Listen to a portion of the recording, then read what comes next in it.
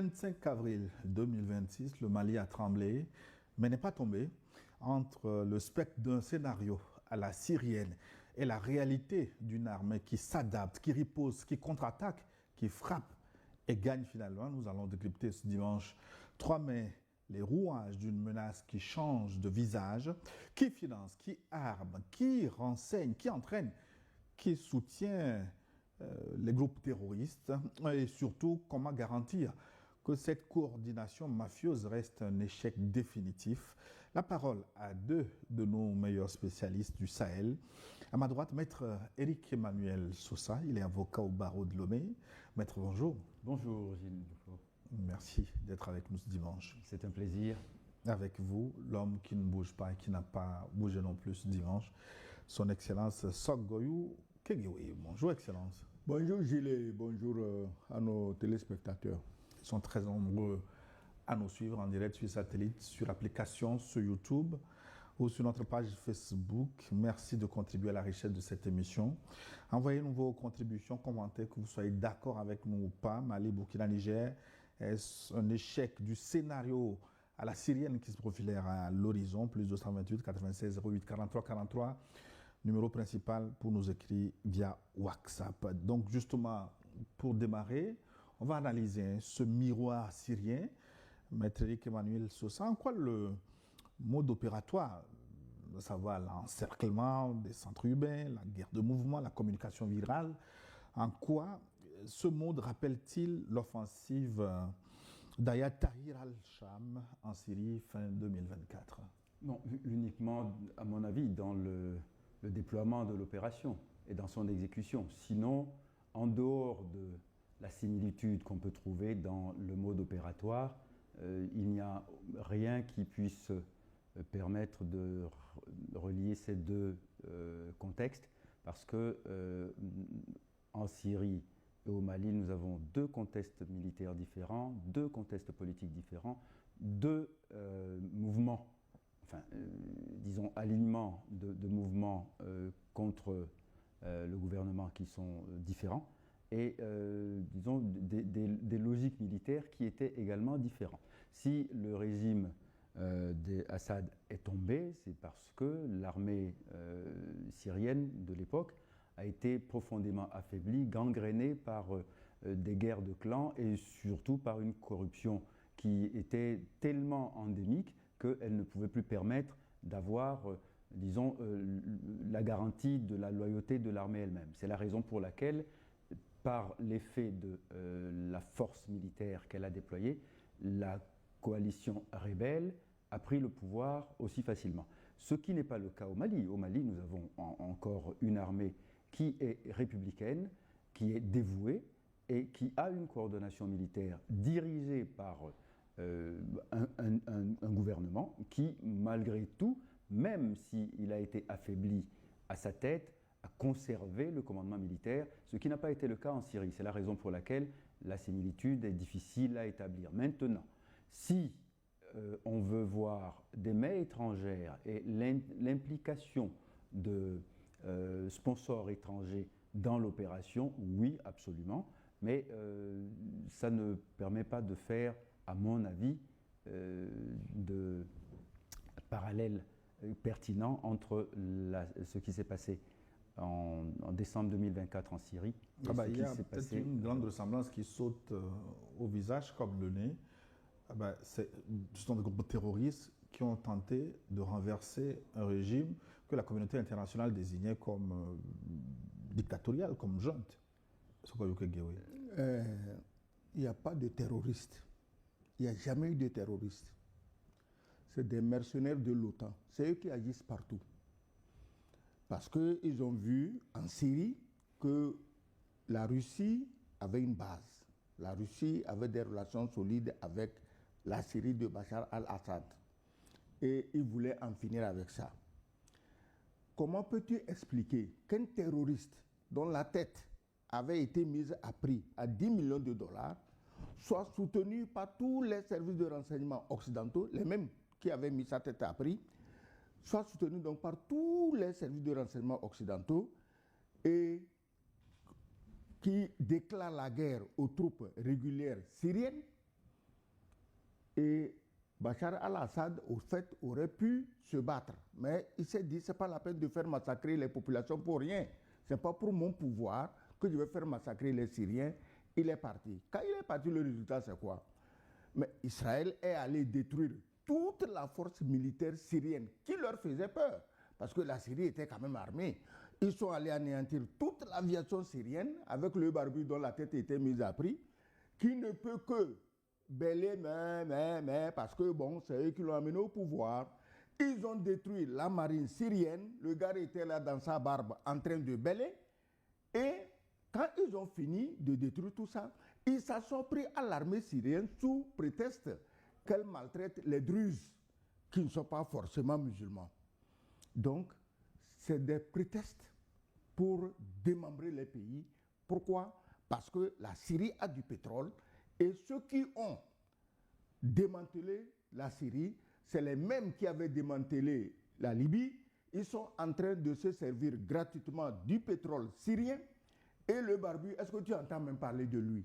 Tu n'entends plus parler de lui. Et un jour, le pauvre, il s'est retrouvé encore chez Poutine au Kremlin. Je ne sais pas ce qu'il est allé raconter là-bas. Bon, Poutine, c'est la diplomatie. Hein. Peut-être il a reçu par politesse. Sinon, il sait que le gars ne s'appartient pas. Il sait que le gars a chose dans son palais à Damas ne représente absolument rien. Absolument rien. Donc, c'est des hommes de paille. Et ici, ils ont poussé le bouchon très loin en mettant au pouvoir un terroriste confirmé dont eux-mêmes avaient mis la tête à prix. Donc, maintenant, le parallèle avec le Mali. Mais le Mali, depuis le 25, on écoute tous les commentaires, hein, on écoute tous les avis, mais il y a un détail dont les gens ne parlent pas. La guerre du Mali est une guerre de pillage, une guerre de rapine, organisée par un pays dont l'économie est en ménopause, pour ne pas dire au fond du trou, et dont le chef passe tout son temps à saliver sur les stocks d'or du Burkina, du Mali et du Niger. Ils rêvent au scénario libyen. Ils ont tué Kadhafi. Est-ce que tu t'es jamais demandé où sont les stocks d'or sur lesquels Kadhafi comptait pour créer une monnaie africaine? Ils ont tout pris. Les fonds souverains de la Libye, en dizaines de milliards de dollars, ils sont passés où? Ils ont tout pris. Donc, quand on trouve des esclaves, plutôt des chiens méchants comme les Omar Mariko, on l'envoie, il est toujours à Nouakchott en train de lécher les bottes de Agali et les bottes de tout ce qui est Génie, machin. Tous ces mouvements qui aujourd'hui sèment la terreur dans le Sahel, c'est les Noirs qu'on envoie tuer les Noirs, mais à la tête de ces mouvements se trouvent des Arabes. Je pose une seule question. Pourquoi, dans des pays à 80%, sinon plus, musulmans, comme ceux du Sahel, on nous parle de terroristes et on nous parle de djihadistes? Moi, je ne suis pas musulman, mais je crois savoir que le djihad est mené par des musulmans contre des peuples, disons, mécréants, qui ne croient pas en leurs choses, pour les convertir à l'islam. Dites-moi, on tue les Maliens pour les convertir à quelle religion? Et on les tue pour qui?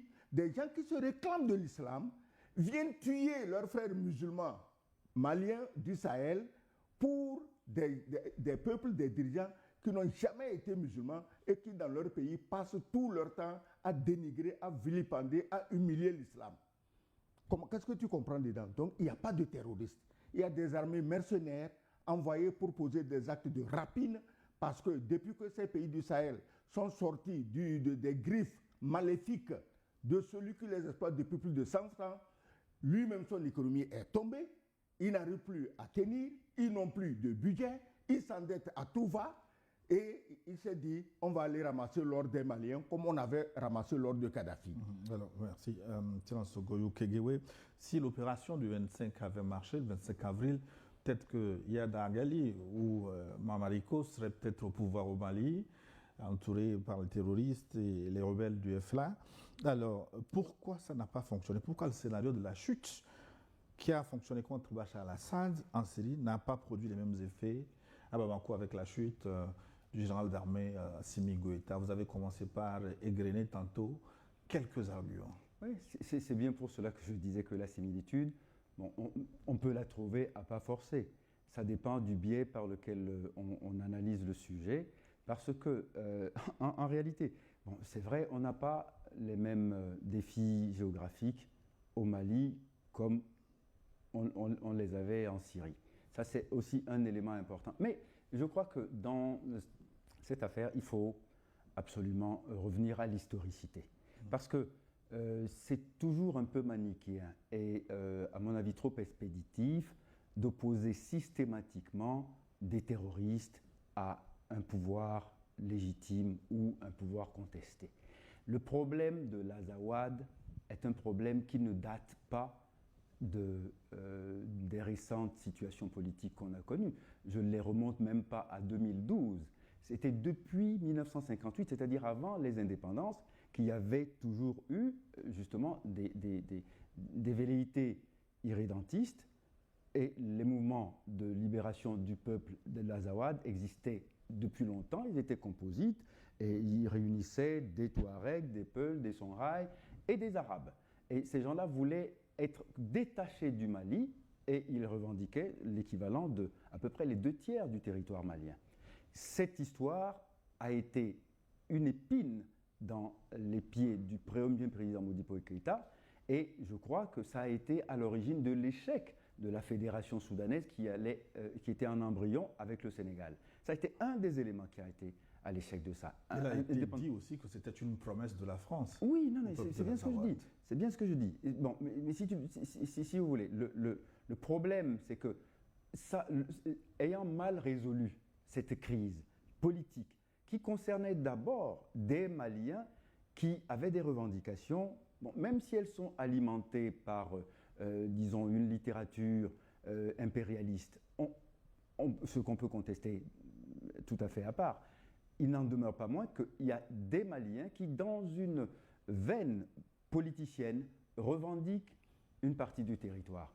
Et ça, depuis avant les indépendances. Maintenant, la crise s'est cristallisée. Le président Moussa Traoré, en 1991, avait dû signer un accord avec ce mouvement. Malheureusement, il a été balayé en mars 1991 et ces accords ont volé en éclats. Puis ensuite, chemin faisant, et toujours dans un climat de crise, on a eu aussi ce qu'on appelait les accords d'Alger, qui, en 2015, ont vu, disons, réunis autour d'une table, et le gouvernement malien et certains représentants de ces mouvements politiques.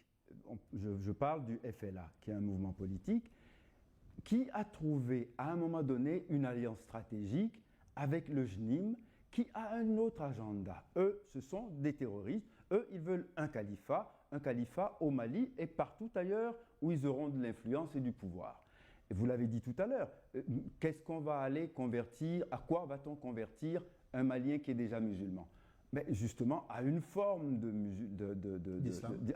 d'islam radicale qui va appliquer complètement d'autres valeurs, et c'est la raison pour laquelle il y a eu une opposition. Et nous-mêmes, qui sommes ici au Togo, nous ne sommes pas aussi éloignés que ça, parce que si on commence à laisser ces gens-là prendre du pouvoir et gagner du territoire, ils auront les mêmes velléités venir chez nous, parce que pour eux, nous sommes les mécréants sur qui ils vont déverser leur haine, parce qu'on a pu leur permettre de trouver un territoire et de s'installer. C'est la raison pour laquelle ça doit être l'affaire de nous tous, et pas uniquement l'affaire des Maliens. Donc, tant qu'il y aura, à mon avis, une petite veine panafricaniste, il faudra que tous les pays réunis, que ce soit ouest-africains ou africains en général, se réunissent autour du Mali, du Niger et du Burkina Faso, parce qu'on a vu le 25 avril au Mali, mais n'oublions pas qu'il y a quelques mois, au Niger aussi, on a attaqué l'aéroport à peu près dans un scénario de même envergure.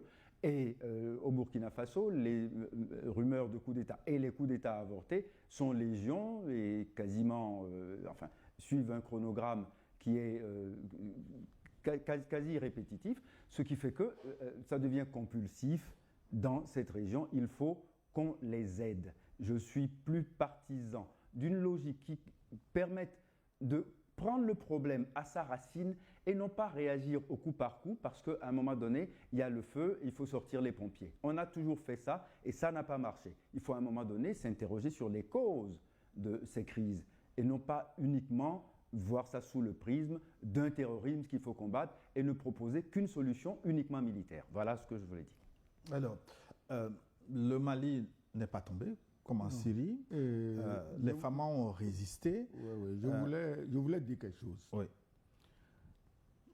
Maître a dit l'Azawad, c'est un vieux problème, ceci. Non, l'Azawad n'a jamais existé. Historiquement, l'Azawad n'a jamais existé. Parce que les Touaregs, les Dogons, les Soninké, les Peuls, les Bambara, tous sont des enfants du Mali à pied d'égalité. Les problèmes, les contestations auxquelles vous faites allusion dans les années, je sais pas, 50 ou 70, c'est qu'il y a une zone du pays, dans le nord du pays, où les gens se disaient qu'ils sont les laissés pour compte des projets de développement et ils revendiquaient. Donc jusque-là, c'est des revendications. Dans tous les pays, il y a ça. Dans des pays, partout, tu vas entendre que bon, telle région estime qu'elle est négligée, il y a des revendications. Ça existe dans tous les pays. On ne fait pas des guerres pour ça. Le problème de l'Azawad est une création. L'État d'Azawad est une création de la France de Sarkozy. Il faut appeler les choses par leur nom. Qui a dit... Peut-être bien avant Sarkozy, puisque dans non, les laisse-moi années parler.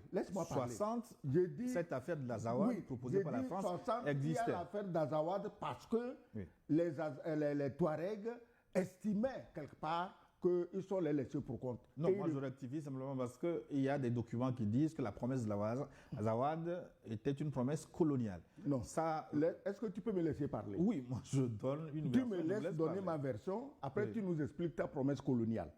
Je répète, que Sarkozy, parce que quand Kadhafi était là, Kadhafi servait d'élément d'équilibre. Kadhafi connaissait tous ces problèmes. Et il a pris avec lui les Touaregs qui étaient grassement payés pour être dans son armée, pour assurer sa sécurité. Et Sarkozy leur a promis, attends, vous n'allez quand même pas me dire que Sarkozy n'a rien promis. Sarkozy leur a promis, vous m'aidez à liquider Kadhafi parce que je lui ai tellement pris de l'argent qu'il détient trop de secrets contre moi et un jour ça risque de sortir. Vous m'aidez à liquider Kadhafi et moi je vous donne un État, l'État de l'Azawad. C'est tout. Les Touaregs n'avaient pas au départ réclamé des États, mais ils ont réclamé plus de justice, ce qui est normal. Quand une région se sent lésée, il est normal qu'elle revendique. Donc, on ne peut pas aujourd'hui, les manigances de Sarkozy, en faire une base historique pour foutre le bordel dans tout le Sahel, alors que tout le monde sait ce qui s'est passé. Est-ce que c'est les gens de l'Azawad, là, historiquement, dont vous parlez, c'est eux qui sont allés casser la Libye pour prendre les armes et l'argent de Kadhafi? Non, on a cassé, on leur a donné, on leur a dit, d'ailleurs, vous êtes de peau plus ou moins blanche, allez tuer les nègres, vous débarrassez les nègres, nous on vient prendre les ressources minières. Je me rappelle un dialogue, un témoignage où un Malien disait, un Touareg disait que les Français leur ont dit pourquoi ils se laissent dominer par les Noirs du Sud. C'est des faits qui existent.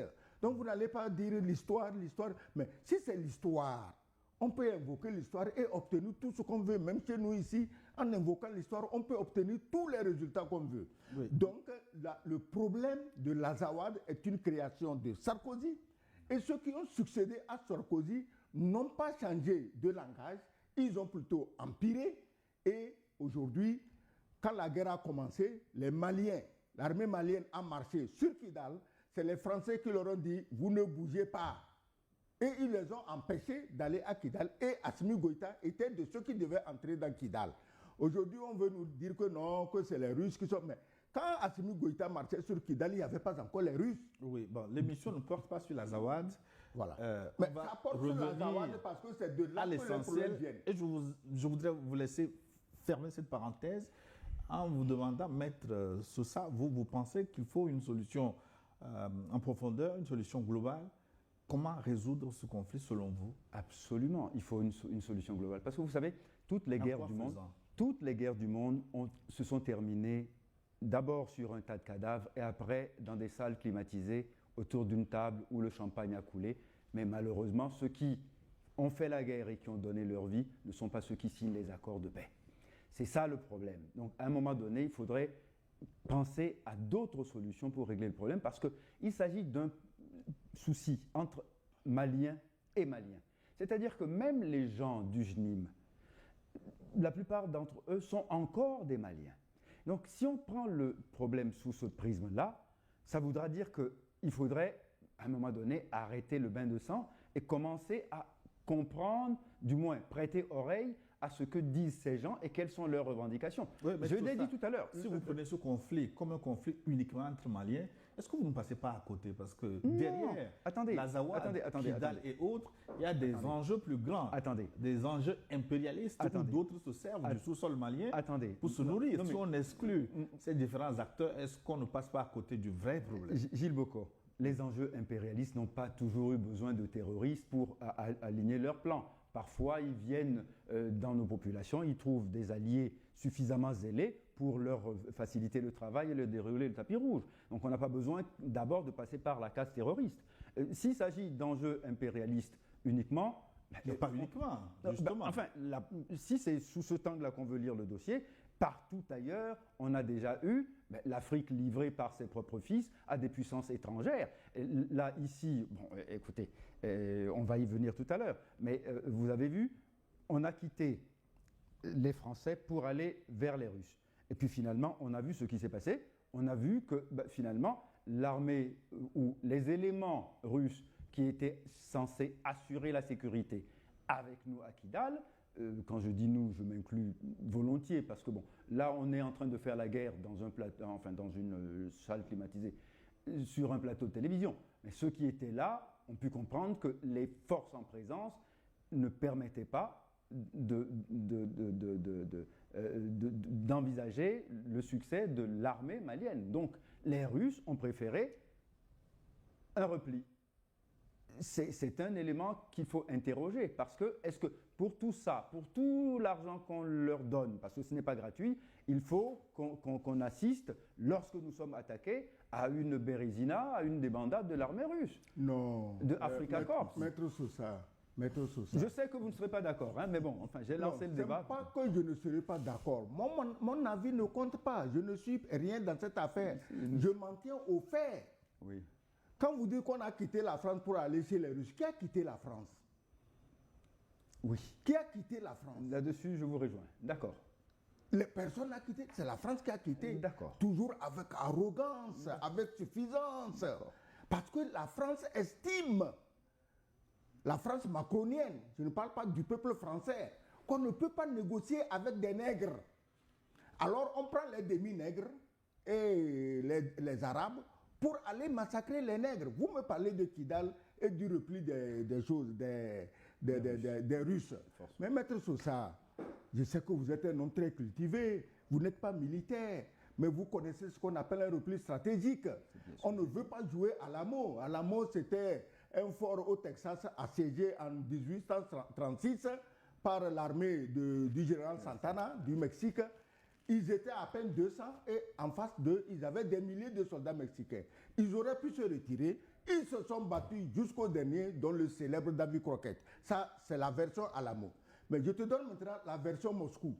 Quand en 2012, le plus grand bandit français, le plus grand pillard français, qu'on appelle Napoléon, et qui aujourd'hui est un véritable monument de la France, quand il s'est hasardé à Moscou, tu sais ce que les Russes ont fait? Ils ont quitté Moscou. Il s'est installé au palais en attendant que le tsar vienne le lendemain lui présenter sa reddition. Personne n'est jamais venu. Les Russes ont même brûlé la ville. C'est un repli stratégique. Et quand les Russes ont contre-attaqué, Napoléon s'est mis à fuir. Et dans sa fuite, Dieu étant du côté des Russes, le fleuve Bérésina lui a réglé ce compte. Sur plus de 150 000 soldats, à peine 15 000 sont revenus à Paris. Donc le repli stratégique est une ruse de guerre. Et je suis étonné que les Touaregs, les terroristes qui sont encadrés par les nazis ukrainiens, que ces Ukrainiens ne connaissent pas l'histoire de leur pays, parce que les Ukrainiens, c'est Russes, des Russes qui ne connaissent pas l'histoire de leur pays, pour se dire, attention, si les Russes se retirent, ce n'est pas une défaite. Ils se retirent pour revenir vous mater, et ça n'a pas manqué. Ils sont revenus les mater. Donc, on a laissé la France, on est allé en Russie. Ce discours-là, il est humiliant pour toute la race noire. Non. Les Noirs ont le droit d'aller avec qui ils veulent, quand ils veulent, comme ils veulent. Non. La France même vit aujourd'hui grâce à la Russie. Pourquoi vous nous empêchez, nous, de parler avec les Russes? Non.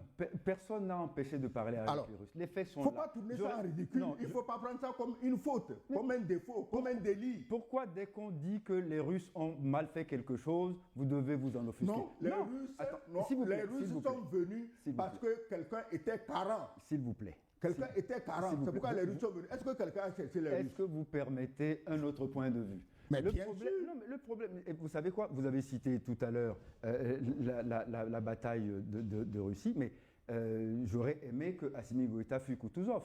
Malheureusement, ce n'est pas ce qu'on a vu. C'est la raison pour laquelle je dis il faut. Assimi Goïta, je n'ai pas entendu. Fût Kutuzov.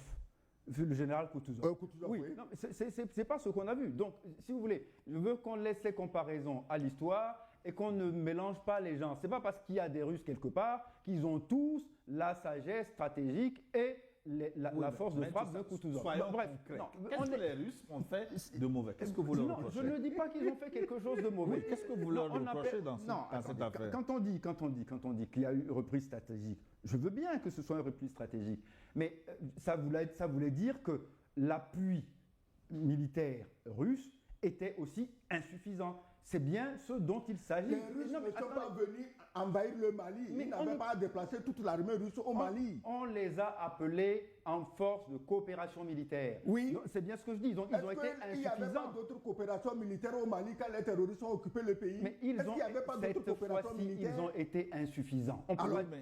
On va évoluer parce que Kidal a été repris depuis. Attendez, par les forces armées maliennes avec cette phobie de la Russie que vous voulez transformer en phobie des Noirs, on ne peut pas l'accepter.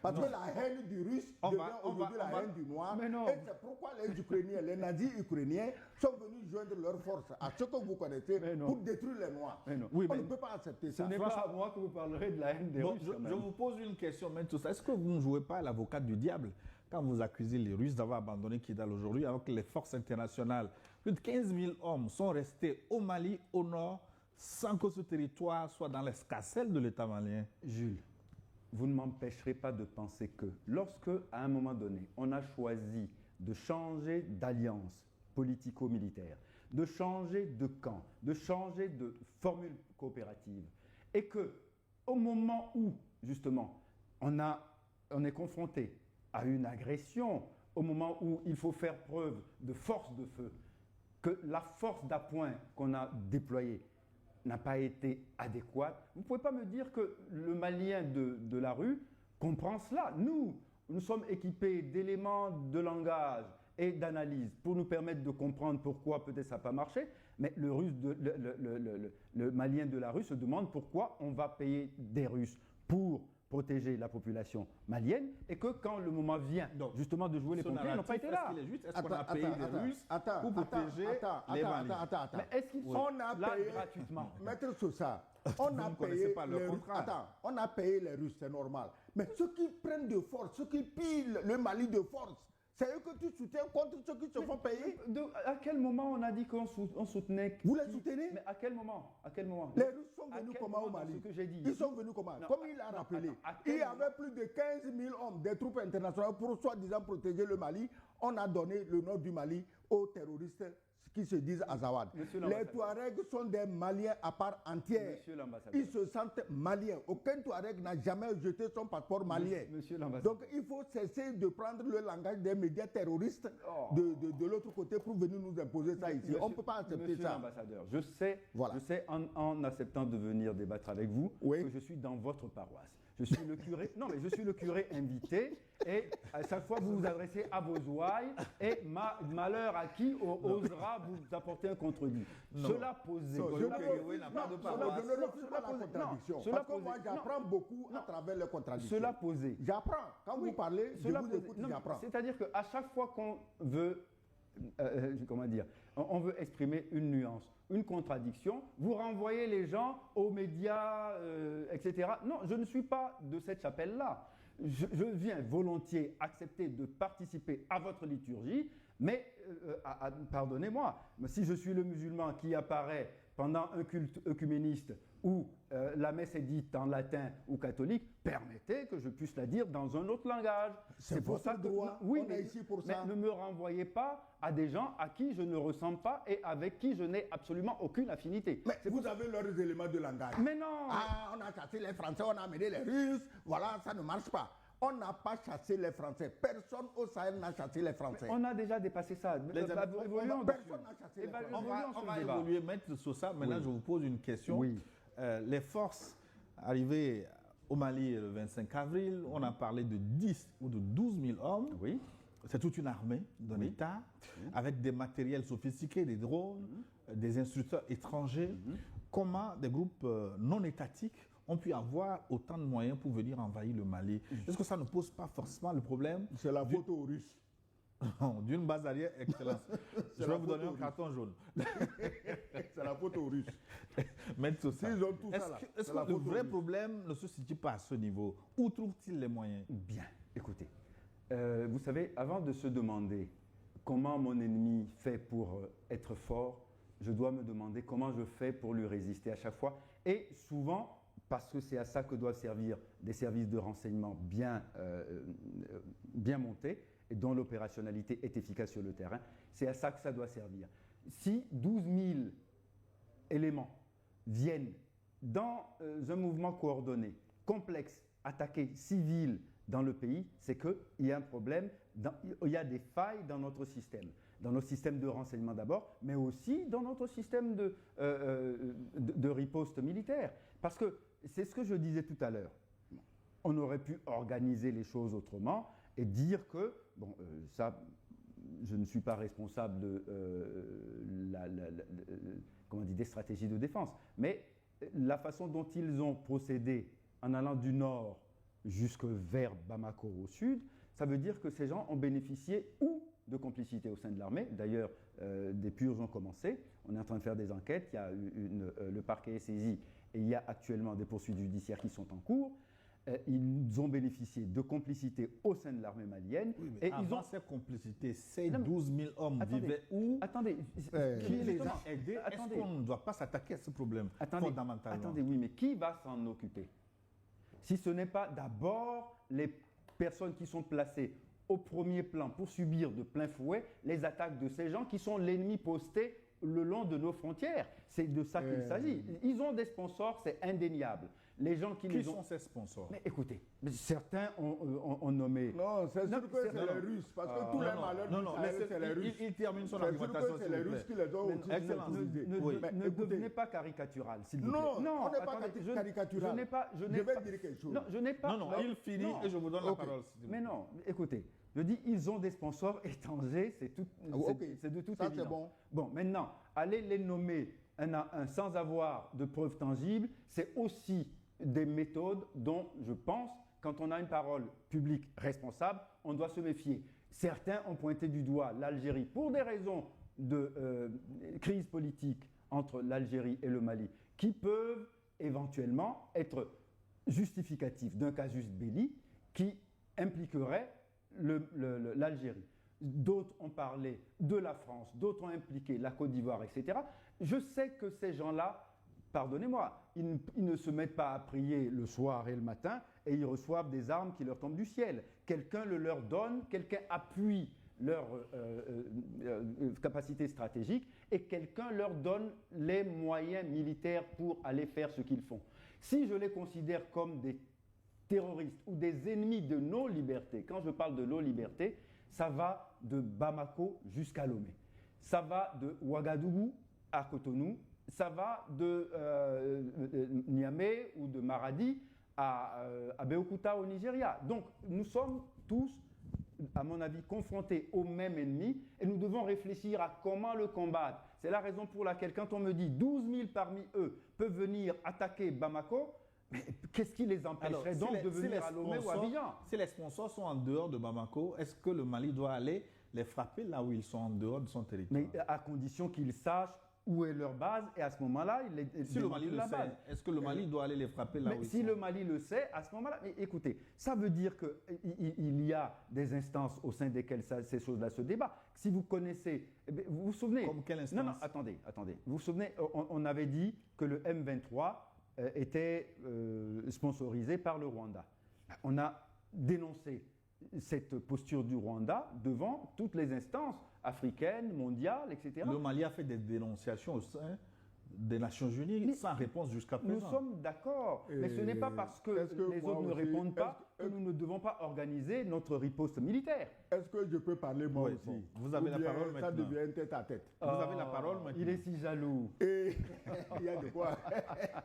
Écoutez, Maître Sosa, Oui, mon bon ami. avec tout le respect que je vous dois, vous reconnaissez qu'ils ont des sponsors. Mais oui. Mais on ne sait pas qui c'est. Vous dites, ah, on a dit Algérie, vous dites, où sont les preuves? La Mais France, non. où sont les preuves? Pardon, laissez-moi parler. Qu'il n'y a pas de preuves. Donc Non. maintenant là, Non, je n'ai pas dit qu'il n'y a pas de preuves. Je dis, en tenant une parole publique responsable, je ne peux pas, moi, Sosa Eric, venir dire c'est tel pays ou tel pays. C'est ce non, que non, j'ai dit. est-ce que J'ai moi, pas dit- non. est-ce que moi j'ai cité un pays? Vous avez peut-être des preuves que je n'ai pas. Non. Et la mort du général Sadio Camara, Oui. c'est aussi, il n'y a pas encore de preuves. Mais attendez, le général Sadio Camara est mort dans une explosion d'un camion piégé, un camion citerne piégé. Vous savez quoi? Tu as la preuve?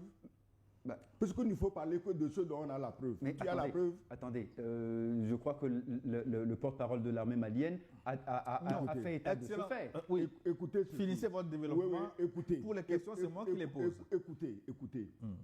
C'est vrai, 12 000 hommes ne peuvent pas se déplacer avec armes et bagages jusqu'à Bamako sans qu'on le sache. Ça veut dire qu'il y a des problèmes quelque part. Oui. Ou bien l'armée malienne savait ce qui se passe, les a attendus, ou bien elle ne savait pas et il y avait des erreurs dans la chaîne de renseignement. Je ne suis pas militaire, je ne suis pas un agent de renseignement. Mais la suite des événements nous montre que le Mali les attendait.